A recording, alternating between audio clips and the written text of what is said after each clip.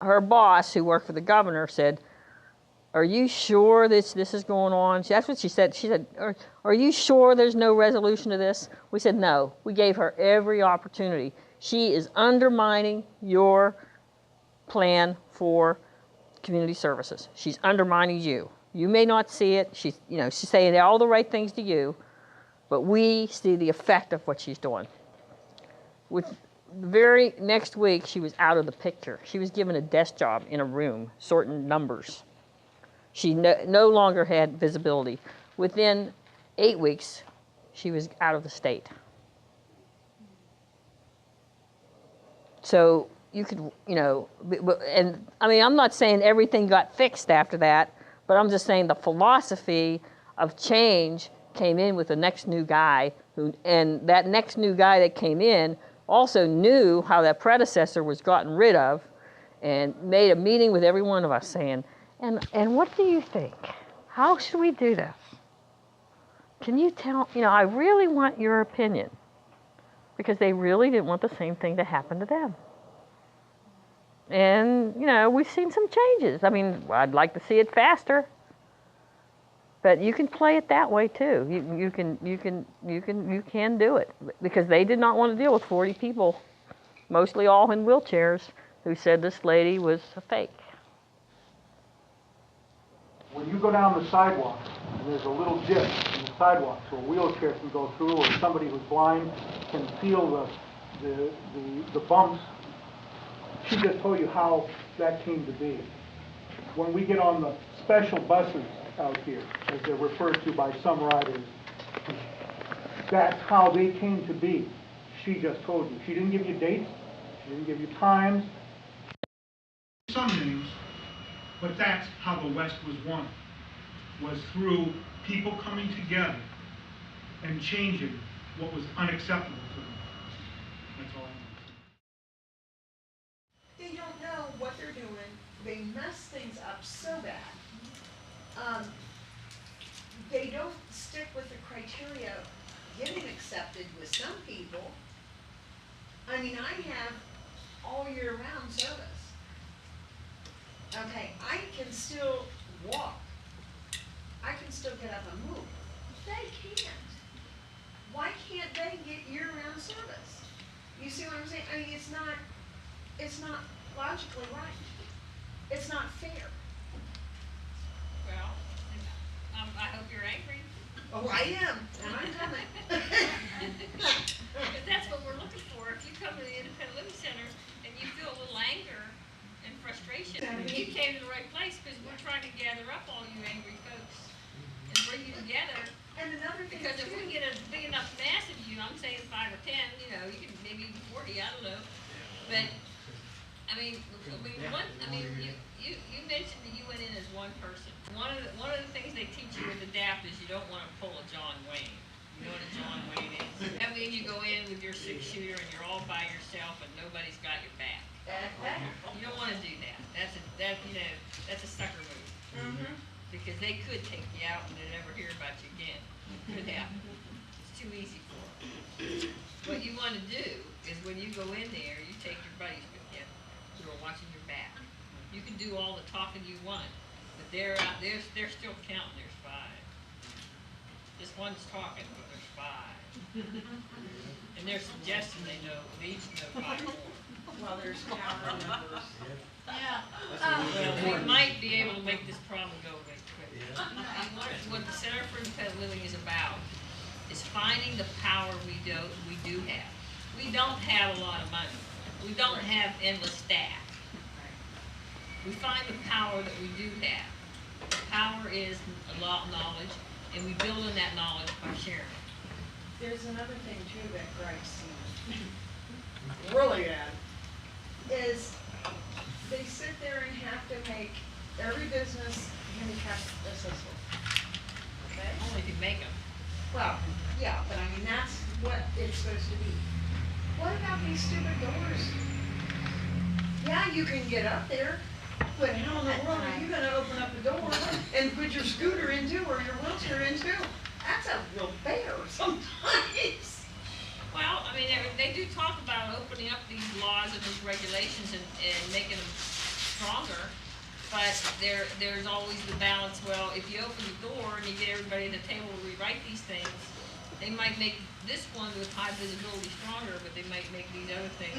It's like if somebody else is trying to water them down. So that's something that you don't take lightly. Now the Supreme Court, you may or may know, has been in some cases upholding, in some cases striking down the ADA, and part of that has to do with the interpretation of who has a disability, who just has a health condition, and who has a disability. And that's some of what you were coming up against. They were saying you had a health condition, you didn't have a disability. Right. And that was where you were caught. Right. And that's where the Supreme Court has been taking a lot of the ADA away from people who thought they were protected. And there are some people who are saying we need to restore the ADA because the Supreme Court has chipped away at it. And there may be some truth in that. Yeah. But do they, there's a web page, the ADAwatch.org. They put out some information on that. I would suggest if you want to find out a lot of background on all kinds of issues, one thing that is a sure shot to lead you off in different directions is just to go to your Google search page and type in DIMENET. DIMENET. DIMENET.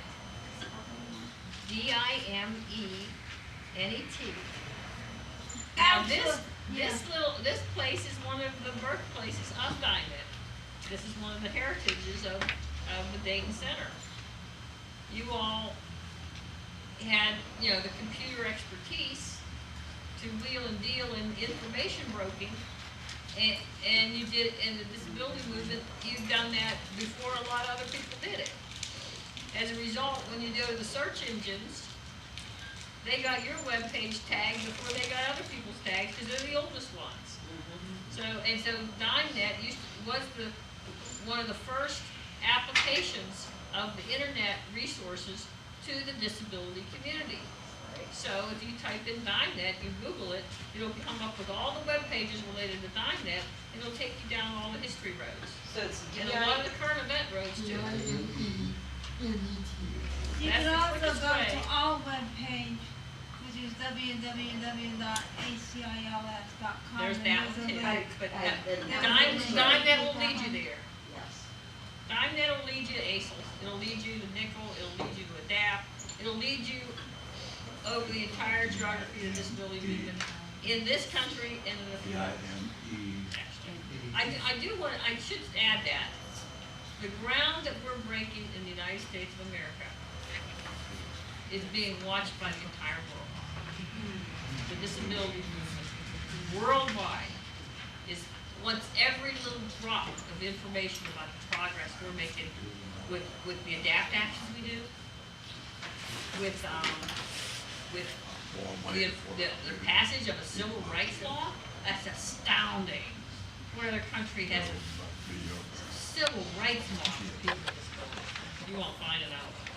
I mean, even Canada, they did a ghost one.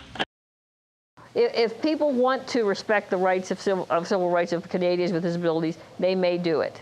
That's their version of the ADA. And they call that a law. It's completely voluntary. And Pat, not to live it, make me feel good. But don't nobody know nothing. When I got over him last time, passing these out, how can I maybe, ain't no way we can get on government channel, channel 14, channel 15? No, I think that's something that you got to work on as your local community independent living center. If you're not doing it already, I mean, if it's not already happening, I wouldn't know that. But that's, I mean, if you have an interest in that, let me be the first one to invite you to act on it. Just accidentally go off and walk in there. And just say, oh. And touch base with a few others. Don't pull a John Wayne. Don't go down there by yourself. Take a few people that share your opinion, and have a meeting, and then see where it leads. Have some ideas. Have some things that you specifically want to ask for. Talk to some other folks who may have some opinions about what should be on the list of what to ask for. Take a few friends with you, who have an opinion. Okay. And don't pull a John Wayne. I need to tell Lynette that. Don't pull a John Wayne. Go with friends. Go with friends. Take some friends. You are now going to, but when you leave today, you're going to have friends that you didn't even have before, probably. And they're going to be anxious to go with you because you're going to help them next time. I'm gonna make sure Lynetta says something. Yeah, I was just talking to a good friend of mine, and we were coming up with sometimes you can't get everybody to the transit authority hearing. Sometimes you can't get them all to the governor's office. You just can't get them there because transportation's an issue, attendant care is an issue, you know, people's schedules are issues. And one of the things that we're talking about doing is actually setting those of you in the community who have issues, have concerns, and you know, if you had a chance to talk to the governor, what would you tell him? If you sat down face to face with the governor and telling him how to do his job, because the tax dollars are paying him to do his job, what would you tell him? And take that videotape machine that's playing right now and give everybody in the room a chance to speak to that camera as if they're speaking to the governor. Hey, Gov, this is what I think you ought to pay attention to if you want to get elected again. And tell it to them. And you take 10, 15 minutes of telling it to them. You get somebody with a little skill in the editing department, and they edit that down to a 30-minute tape for the governor, and you ceremoniously present it to the governor, or at the very least, his right hand, whoever that is. And I'll bet you any amount of money, it's irresistible. They're going to have to put that tape in a machine. They're going to have to see what was said. They're going to have to sleep that night thinking about what they saw. And they're going to have to take some of the issues that were presented by those voices and do something. Do something with it. And what senators are supposed to do is give a voice. Find a way of presenting the voice or giving the microphone to the guy who has something to say. And not to do it for them, but to give them the opportunity to do that, to help themselves, to get it sorted out, to fight the battle, and then learn all the skills that it took to learn and to fight that battle. And so then they turn around and help the next guy who's got a different battle that is so similar in so many ways. And then all the peer support, the skills training, the advocacy, it all builds on itself. And then what you got is what you really were working for all along with a community. You got a community. All right. She's looking for a community. Yeah. Well, good. Okay. Well, I haven't heard yet from the comments from the students and the professionals that we got sitting here. Any of you guys want to add something or question something or throw something out in terms of what ties in here?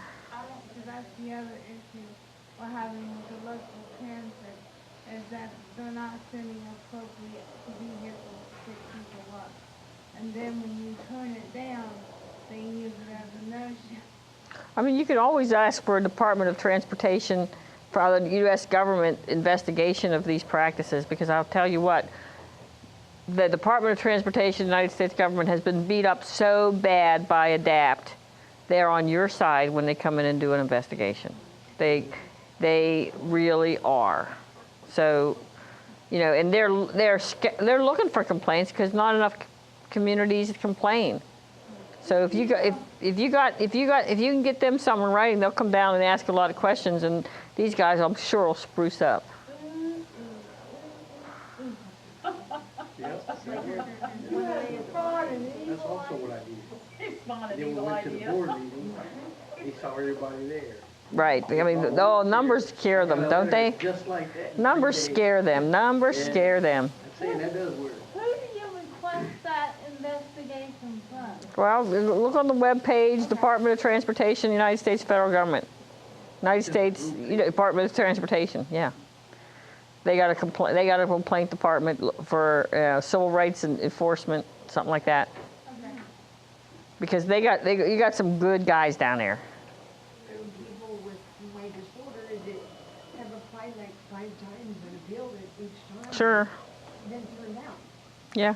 Well, when I went in there, I mean, I don't look disabled at all. Well, then you got to fix that. I know. If you got to look it. That's ridiculous though. It's called using the system, and we're pretty, after you've had it for a while, you get used to that. Until I pass out in public, and then everybody freaks. Or wear a helmet.